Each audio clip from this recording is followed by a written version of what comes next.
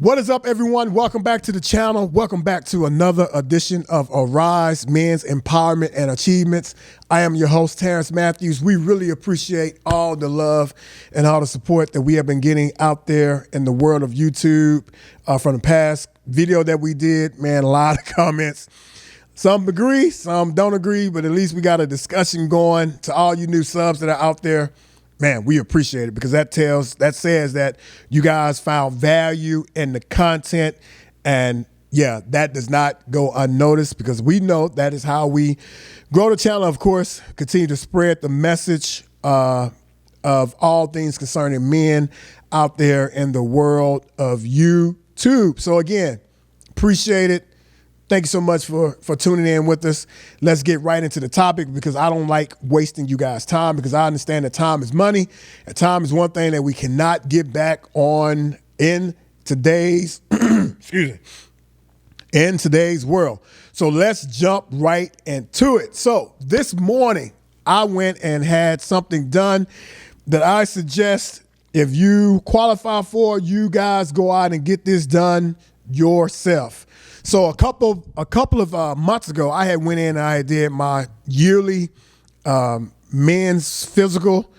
And for all you men out there, you know that sometimes a lot of us tend to avoid going to the doctor, and that's how we allow things to get out of control. And next thing you know, we're dealing with something that if we could have went and caught it earlier, we could have did the prevention of it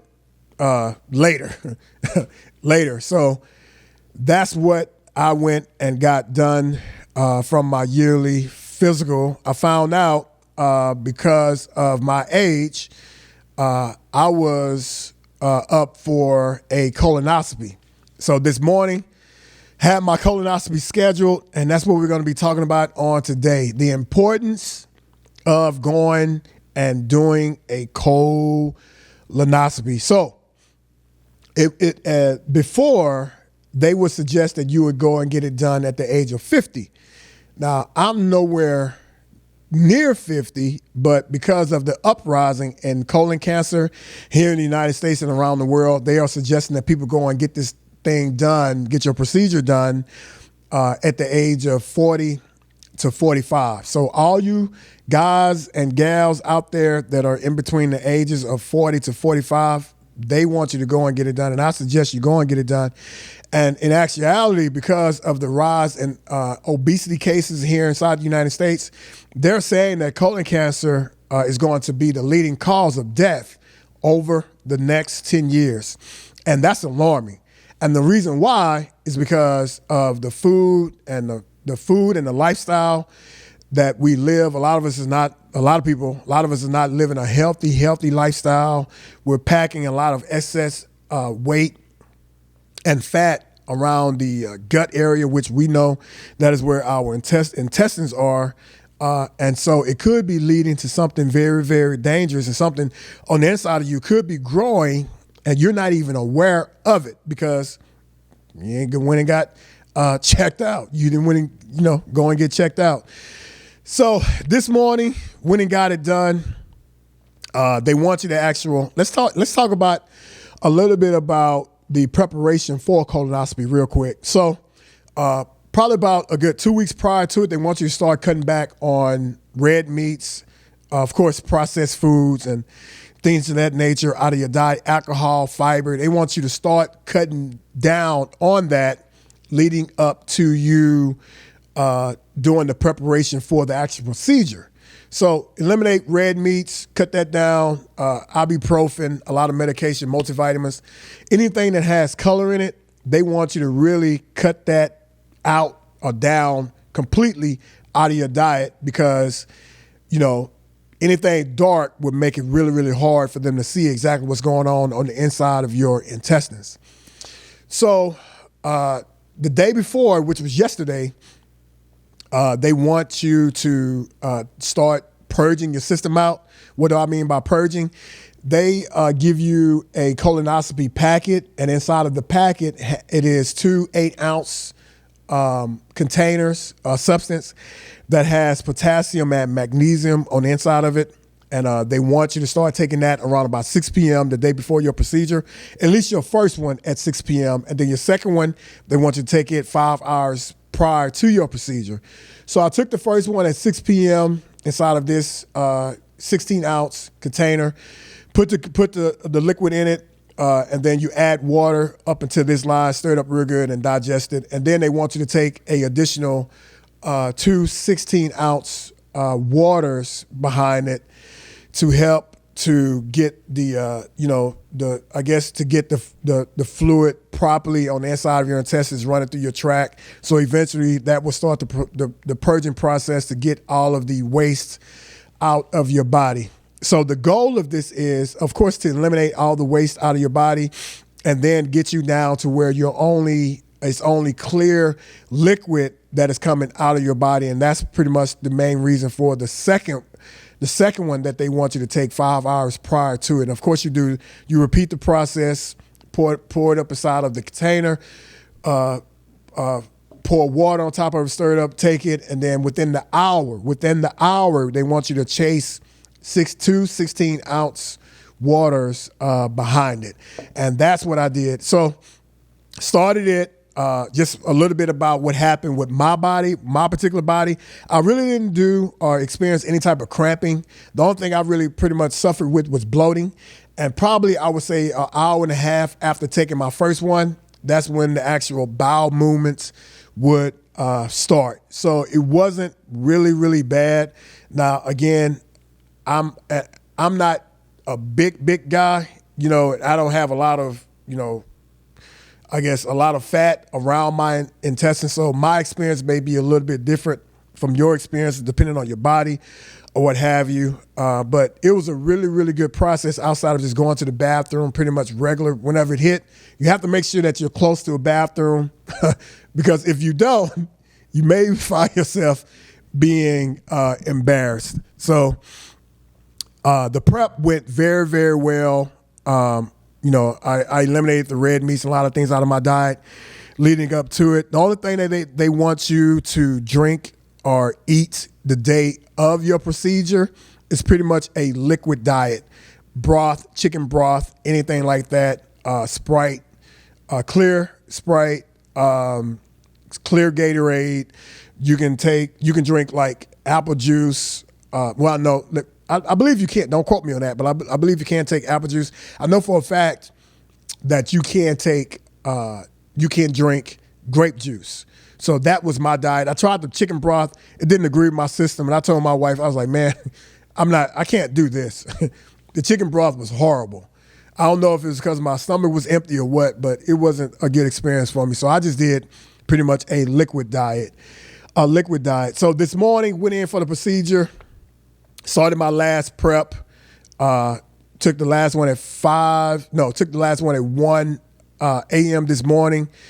Got to the facility for 6. Got all prepped. They bring you in. They take you to the back. Have you wait for your nurse to come out and get you. Once your nurse comes out and gets you, they take you to the back and they prep you for your actual procedure.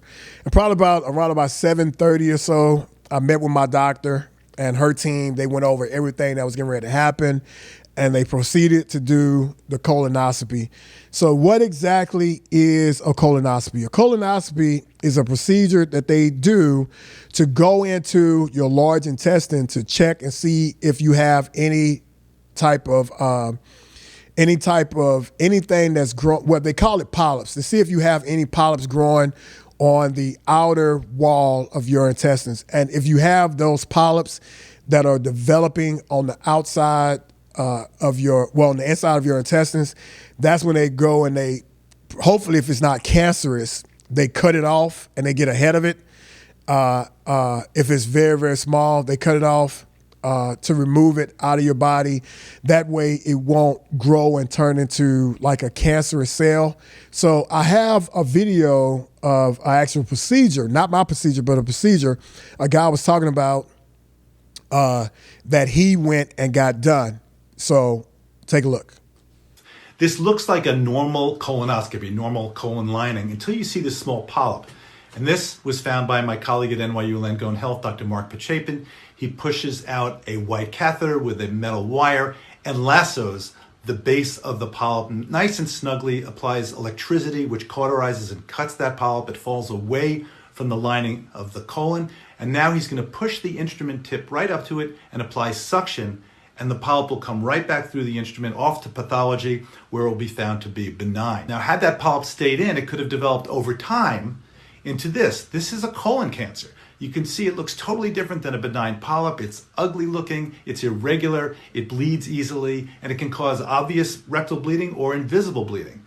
And that brings us to the fact that colon cancer seems to be affecting people at a younger age, especially under the age of 50. I'd like to So that's exactly what they did to me this morning. That's exactly what they did to me this morning.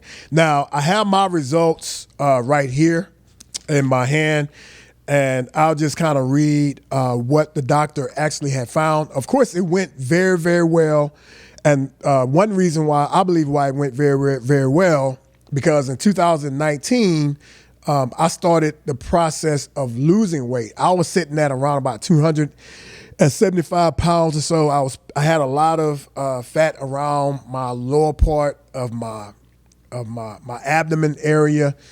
Of course, we do know that's where a lot of disease tend to develop from. So I got healthy, started running, started losing weight.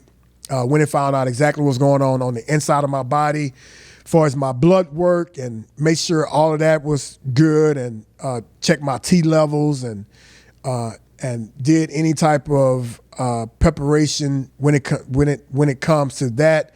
Got that under control, got that back right where it should be.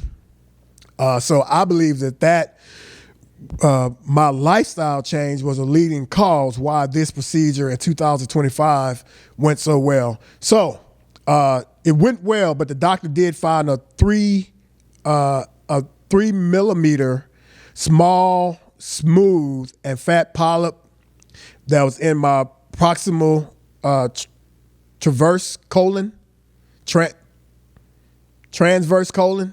So they went in, as you saw from the procedure, they took this instrument and they cut it out. They cut it out. So mine was very, very small. She told my wife, and I heard a little bit of it while I was still kind of conscious in a little bit. Oh, I'm sorry. They do sedate you, and they somewhat put you under for the procedure, but you're still kind of aware of what's going on. You can't feel nothing from the anesthesia and the drugs that they give you. So everything concerning that went well. So cut it out, very, very small, very, very minute. And if you can see this is actually the inside of my large intestine right here, if you can see on the page. So they cut it out, and that went well. Other than that, she did tell me that she don't believe that was cancerous whatsoever. So everything concerning my colonoscopy went very, very, very, very well. And here are a couple of other images. So they give you a complete breakdown of what they saw, the images that they saw on the inside of your colon, and give you a little description of the actual piece of tissue from their colon that they are actually looking at and they are actually examining. So it went very, very, very well. And again, the reason why this is so important, because there's such an uprise in colon cancer happening inside the United States as a result of people just living a non-healthy life. And I want to encourage you guys to go out, get screened, take a look, see exactly, don't be afraid, because it's not as bad as you think. Find out exactly what's going on the inside of your body. I'm grateful that my wife had actually suggested that I do this probably about a good month before I had went and got my initial health screening for my body. And it was a blessing, because since this was very, very small, what happens is, because nobody go and gets checked, something that's very, very small that they can get ahead of ends up growing. And as you saw on the video, that is what turns into the cancer cell that at that point may not even be curable. And that's the biggest problem that people are facing right now. Once they do go, you end up, I believe, your stool end up turning a color, black or green, or you end up bleeding from actually, having a bowel movement. And that's the sign that people ignore, go to the doctor, and sometimes they even ignore that, and it ends up turning to something completely worse. The next thing you know, you're dealing with something that you can't get rid of that potentially can. What are the things that you can do to help to either not deal with this or eliminate this from your life? Let's talk about that real quick. So one of the things that you can do is to stay active. Exercise regularly, right? Exercise regularly. Exercise lowers the risk of having to deal with colon cancer. It lowers the risk. It's not saying that you won't deal with it, but it lowers the risk of dealing with colon cancer inside of your life. Maintain a healthy lifestyle. Maintain a healthy weight. Healthy weight. Whatever. Now, of course, we know that BMI chart can be a little off and a little deceiving. But again, if you are obese, if you need to lose weight, if you're heavier, So be true to your own self. Maintain a healthy weight as possible, right? Eliminate tobacco, smoking products. Man, I can't stand smoke. Matter of fact, I'm grateful that my allergies are bad. So eliminate tobacco, processed foods out of your diet. Know your family history. If anyone in your family is dealing with this, a lot of times we don't like talking about this type of stuff, but know your family history. Know what you are at risk from. Now, I'm not saying that this is hereditary, but just know if people inside of your family have dealt with this, it would be good to know that, hey, X, Y, and Z, uncle, mama, grandpa, whoever has dealt with this. Eat a lot of fruits and vegetables. I mean, it's just basic stuff that we know. Basic stuff that we know. A lot of fruits and vegetables will help you out. Know the symptoms. What are the symptoms of that you may be dealing with some type of issue inside of your colon or inside of your intestines? Bloody stools is one. Fatigue is one. Abdominal pain is another one. Constipation, a lot of constipation, a lot of diarrhea. That's another one. That is another one. And if you have any of these symptoms, guys, don't be afraid and go to the doctor and get yourself checked out. Get yourself checked out, all right? They're saying that this can start as early as 35 years of age, and they're saying that by the time you hit 45, by the time you hit 45 years of age, you should go get screened. 45. So 35, if you have a family history, you should be screened by the age of 40 or 10 years before your family member's diagnosis. So if you have family members that have dealt with this, go get checked out. Go get checked out. It may save your life. So again, that's the video. Hope you guys like this. Like, share, subscribe to the channel. Man, let's blow this thing. Again, we're on the road to 50 subs. 50 subs. We appreciate all the love and support. Hope you guys found value in this video. And stay healthy, stay empowered. This is Arise, Men's Empowerment and Achievements. We'll catch you on the next one. We out.